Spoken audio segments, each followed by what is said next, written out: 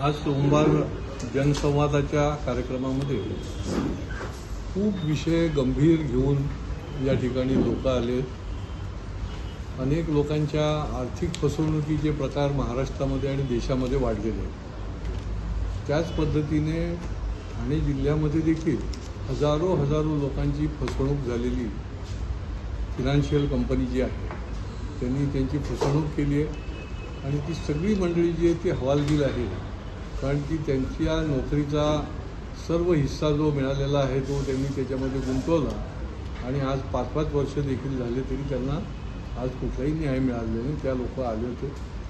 त्याच पद्धतीने SRAमध्ये मी नेहमीच सांगतो की या SRA जिथे जिथे चालू आहे त्याचं ऑडिट करायला पाहिजे, कारण की रहिवासी अक्षरशः ज्याला म्हणते इतके परेशान आहेत की भिकेला लागायची पाळी आहे। त्यांना अनेक महिने भाडी जर मिळाली नाही तर ज्या ठिकाणी ते राहतात त्या ठिकाणचं भाडं तर त्यांनाच भरायला लागतं की जे विकासकाने द्यायला पाहिजे SRAच्या, आणि त्याच्यामुळे आमदनी त्यांची समजा 20,000, त्याच्यामध्ये भाड्यापोटीच त्यांना 10,000 रुपये द्यायला लागतात। आणि त्यामुळे या ठाणे पूर्वमधला जो विकासक आहे गुप्ता नावाचा, याने अक्षरशः लोकांना एवढं पिडलेलं आहे। सेलच्या इमारतीचे फ्लॅट जे आहेत ते विकून टाकायला घेतले आणि यांना भाडी पण देत नाही, यांचं पूर्ण देखील काम होत आहे बिल्डिंगचं। त्यामुळे SRAला मी स्पष्ट शब्दात सांगितलं आहे की जर का या येणाऱ्या 4 दिवसात त्याचं सेलचा जो आहे त्याला स्टॉप वर्क म्हणून आपण दिलं नाही तर त्या लोकांचा आम्हाला मोर्चा तुमच्या SRAच्या ऑफिसवर आणायला लागेल। त्याचे जे CEO आहेत त्यांनी मान्य केलेलं आहे, SRAच्या CEOनी, की आम्ही स्टॉप वर्क पण करतो आणि सेल जी करणं चालू आहे ते देखील त्याचं बंद करतो। आणि ही गंभीर आहे झोपडपट्टीवासियांसाठी, हा जिव्हाळ्याचा विषय आहे। 10-10 वर्ष त्यांना घरही मिळत नाही, भाडीही मिळत नाही।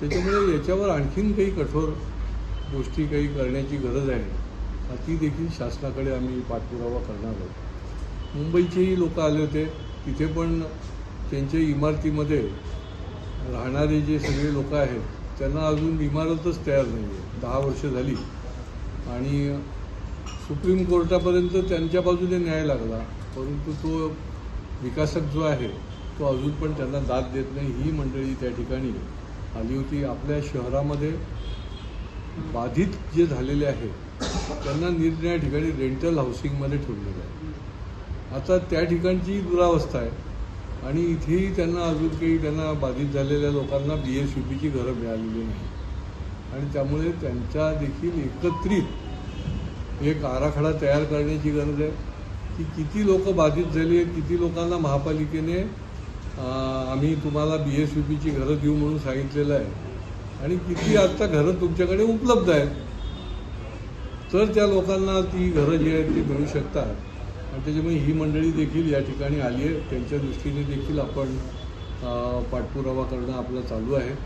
अशा अनेक प्रकारचे फसवणुकीचे आणि रहिवाशांचे प्रश्न हे अनेक लोकांनी या ठिकाणी ते घेऊन आले। महापालिकेचे तर कर्मचाऱ्यांचे काही प्रश्न प्रलंबित आहेत ते तर आहेतच। मुंबईचे देखील या ठिकाणी आदर्श स्टॉलधारक म्हणून आहेत, हजारो स्टॉलधारक आहेत। त्यांना ब्रिटिशांच्या काळामध्ये हे स्टॉल दिलेले आहेत। BMCने त्यांना आता हॉकर्स म्हणून ट्रीट करायला सुरुवात करते आणि त्याच्यामुळे हा त्यांच्यावरचा अन्याय आहे, तो अन्याय दूर करण्यासाठी आता आम्ही गुरुवारी BMCमध्ये देखील बैठक लावलेली आहे, कारण की हे स्टॉलधारक आहेत, हे काही फेरीवाले नाही।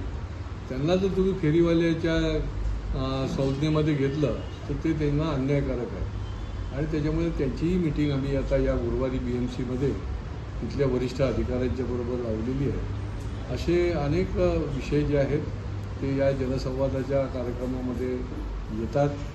अनेक विषय जे आहेत त्याची सोडवणूक होते, जे प्रलंबित असतात त्याचा आम्ही पाठपुरावा करून ते देखील सोडवण्याचा प्रयत्न करत असतो।